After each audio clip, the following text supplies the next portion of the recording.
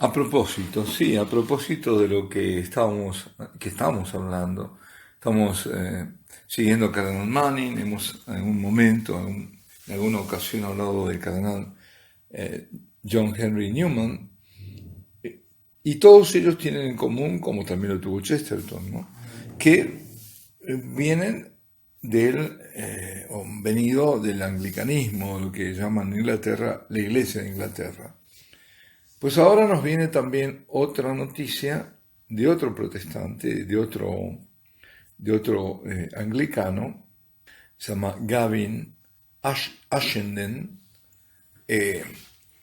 que ha dado el paso y es católico. Y es interesante todo lo que dice.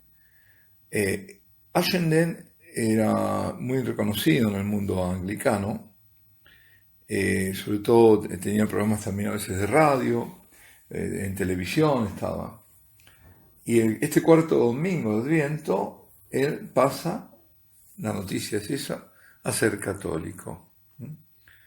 Era comentarista de la BBC y fue capellán personal oficial de la reina de Inglaterra desde el 2008 hasta hace poco, hasta el 2017.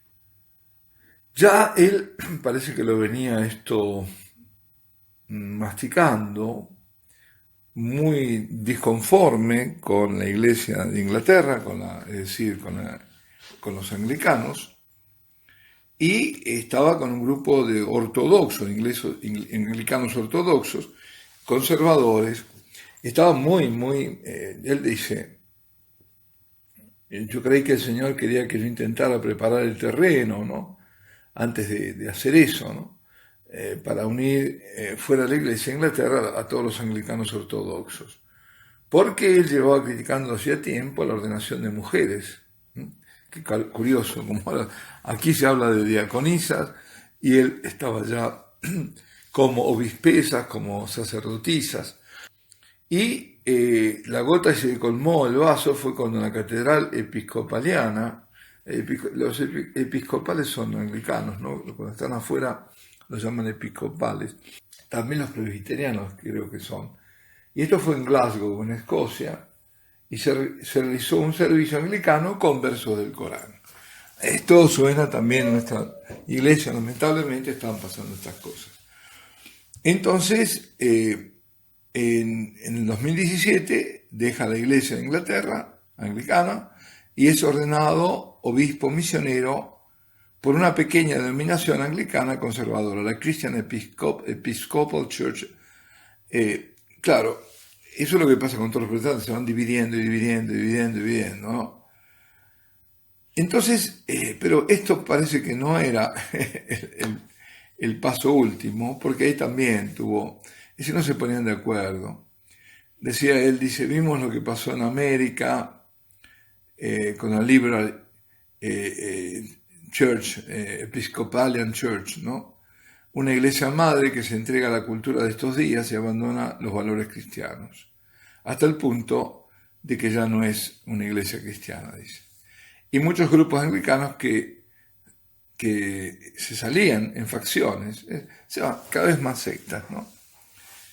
E intenta trabajar, sin embargo, en una alianza de iglesias anglicanas conservadoras de Estados Unidos y de Canadá también, que crecieron, ¿no? Pero lo que más crecen son los de Estados Unidos. En Inglaterra no les fue fácil. Dice, fracasamos completamente en Inglaterra. Cree que, después de intentarlo durante 3 años, los anglicanos ortodoxos no pueden remontar la corriente, no pueden hacer lo que hicieron en Estados Unidos. Pero mientras tanto, él, aunque se había separado, era consultado en la BBC, a menudo le pedía declaraciones, programas en Australia, en Canadá, en Estados Unidos. Incluso en los años 80 fue director de un programa que introducía clandestinamente Biblias y medicinas en la Unión Soviética. Se llamaba Aid to Russian Christians. Y escribió además él bastante sobre espiritualidad rusa y sobre los Inklings. Inklings, así lo llamaban. ¿Quiénes eran los Inklings? Era un grupo de escritores, de editores, al que pertenecían Tolkien y Lewis. Y en esa época, se recuerda, a principios de la década del 80, cuando era un joven sacerdote anglicano, pasé clandestinamente todo, desde Biblias hasta medicinas, para los cristianos ortodoxos y los católicos a través del telón de acero. Mis viajes a Praga implicaron llevar libros de teología a un seminario católico subterráneo que continuó a pesar de la prohibición de las ordenaciones. La iglesia clandestina es la única alternativa organizada e ideológica al totalitarismo allí. Cuando cae el muro de Berlín, en el 89, él dice, pensé que era el fin del marxismo, y yo y muchos otros estábamos equivocados.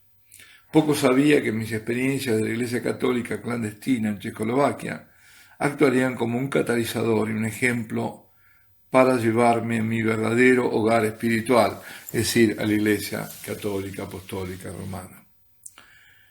¿Qué es lo que le preguntan, ¿no? El empujón final a la Iglesia Católica? Atención, muy interesante. Dice, básicamente, que un obispo católico se molestó, ¿no? Dice él, en invitarme. Dice, cada uno tenemos que intentar discernir lo que el Espíritu Santo quiere de nosotros. Durante los últimos 20 años he estado leyendo más a los padres de la Iglesia. Por eso también lo menciono, porque nosotros hemos tocado más de una vez el tema de los padres de la Iglesia. Dice, en esencia sigo los pasos de el beato John Henry Newman. Lo siento si suena un poco pretencioso, dice. Él marcó el camino. Como él, estudié a los padres de la Iglesia, me hizo una idea de lo que el anglicanismo debió ser, como él, y me caí del establishment. Es decir, se separó. Me invitaron a conocer al clero de mi catedral católica local.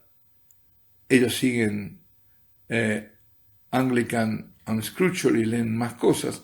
Y me dijeron, el obispo quiere hablar contigo porque te necesita. Y hablamos de la situación de la Iglesia Católica, de la Iglesia en Inglaterra, y mi obispo católico local, que es uno de los 2 obispos ortodoxos del país, es decir, obispos católicos, no liberales, no de la Pachamama ni compañía, son Mark Davis de Shrewsbury y Philip Egan de Portsmouth, amigos muy cercanos. Me dijo, dice, me alegra tener un compañero obispo católico por aquí. Respeto tus órdenes, es decir, tu ordenación, ¿no? Y lo que dijiste, pero te necesito. Produzco, dice, en mi diócesis el doble de sacerdotes que cualquier otra del país, y te necesitamos. Sé que vas a cruzar y hacerte católico un día, quizá en tu lecho de muerte, como Constantino, o un poco antes, pero ¿podrías por favor considerar hacerlo antes? Porque te necesitamos. Sí, no esperes al momento de muerte. Ashenden señala que esa sensación de ser necesitado para el reino de Dios no se ve mucho en la dinámica de relaciones que tenemos, refiriéndose a los ambientes de anglicanos conservadores en Inglaterra. Y añade que rezando sobre la propuesta le venía a la mente el sueño de San Pablo cuando un macedonio se le aparece y le dice, ven, te necesitamos. Además, dice, esto también interesante, algunos clérigos anglicanos conservadores que dependían de él, ¿no? Porque él era el obispo. En esos años, fuera de la Iglesia de Inglaterra, ya le habían dicho estos, Gavin, entenderás que nuestro destino al final es ser católicos romanos. Espero que no te moleste mucho, pero hacia allá vamos. Mientras tanto, necesitamos tu licencia y cobertura episcopal. Y otra gente le escribía por internet diciendo, queremos sumarnos a tu iglesia, ¿dónde la encontramos localmente? Y yo pensaba, tengo una iglesia que está bastante bien en internet, pero es muy delgadita sobre el terreno real. ¿Dónde ir a tener comunión y fraternidad? Y está bien ser un gurú de internet, que invitan a ir a la prensa de vez en cuando, pero tenemos que edificar la iglesia. Y cuando la comunidad católica local me dijo, por favor, ven pronto, porque los tiempos son urgentes. Dije sí. Seré recibido en la iglesia, como decíamos, va a ser en este cuarto domingo de Adviento. En la última dejaré mis órdenes, es decir, deja de ser obispo, todo. Es la última vez que llevo esta camisa de obispo anglicano. Empezaré desde abajo como un teólogo laico y luego Roma decidirá si me encuentran un uso, si seré reordenado como sacerdote católico. Voy con las manos vacías. Qué grande, ¿eh? Bueno, ¿qué más? En los próximos, él dice, ¿no? En los próximos 5 o 10 años tenemos que construir la iglesia. Una alianza de cuerpos anglicanos ortodoxos no va a suceder. Vamos a crear más cuerpos pequeños y cismáticos que no hablarán muy bien unos de otros. Nunca quise dedicarme al cisma. Yo siempre creí en la unidad de la iglesia, en adoración a Jesucristo. Y si no puedo hacerlo como anglicano, y me invitan a hacerlo como católico, y resulta que creo en las cosas católicas, me resultaría muy difícil decir que no. Así que dije sí. Perderé apoyos, algunos amigos, un ministerio. Está bien. Tremendo, ¿eh? Dispuesto a perderlo todo por la verdad, ¿eh? Y Church Militant recoge declaraciones del obispo Mark Davis, que es el que lo va a acoger, y que dice el obispo Davis, siente una alegría especial. Dice, soy consciente del testimonio que Ashenden ha dado en la plaza pública, la fe y los valores históricos sobre los que se ha construido nuestra sociedad. Rezo para que este testimonio continúe siendo un estímulo para muchos. Bueno, pero además una cosa aquí viene muy, muy jugosa. A Church Militant le dice que vio cómo la Iglesia de Inglaterra sufría el colapso de la integridad interior al tragarse el descenso de la sociedad secular a una cultura postcristiana. Es decir, cómo se adhería esa Iglesia a el mundo, en definitiva. Y después señala varias cosas que le acercaron al catolicismo. Sí, atención a esto, ¿eh? Una fue reflexionar sobre las apariciones. Y dos, apariciones nada, ¿no? Como toda la línea protestante, todo. Dice, de la Virgen a unas niñas en Garabandal, en el año 63. Curioso y escéptico, estaba viendo la película con un amigo psicólogo infantil que notó que lo que estaba sucediendo con las niñas era esencialmente real, ya que el éxtasis entre los niños nunca podría ser falso, dijo. A partir de entonces descubrí que las apariciones de Nuestra Señora, que ahí lo tenemos, Garabandal, comenzando con San Gregorio Taumaturgo en el siglo XIII hasta Zeitún, en el Cairo, en el 68, hasta el día de hoy, son profundamente convincentes. Después, bueno, otro elemento que le hizo reflexionar fueron los milagros eucarísticos. Por eso digo que a propósito de muchas cosas este testimonio. El hecho de que no se den entre los que celebran la versión anglicana de la Eucaristía tiene implicancias obvias. Es decir, claro, no es la Eucaristía, solamente se da en nosotros. Es de gran alivio pertenecer a la iglesia, dice, donde la misa es verdaderamente la misa. Dios te oiga en la misa donde se celebra verdaderamente la misa, y bueno, lo ha recogido un obispo ortodoxo católico y ahí será. Y por último, dice, deseando la unidad de los cristianos, descubrí que no había forma de unir a los anglicanos ortodoxos en la unidad eclesial y por lo tanto la tercera razón para mi conversión es el magisterio. Dice, puedes encontrar un anglicanismo diferente por cada día de la semana, casi cada hora del día. Es lo que decíamos, ¿no?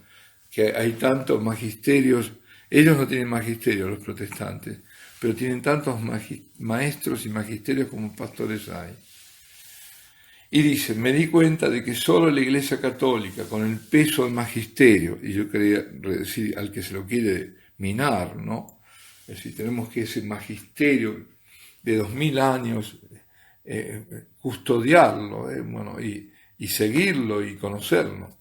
Bueno, dice, me di cuenta que Solo la Iglesia Católica, con el peso del magisterio, tenía la integridad eclesial, la madurez teológica y la potencia espiritual para defender la fe, renovar la sociedad y salvar almas en la plenitud de la fe.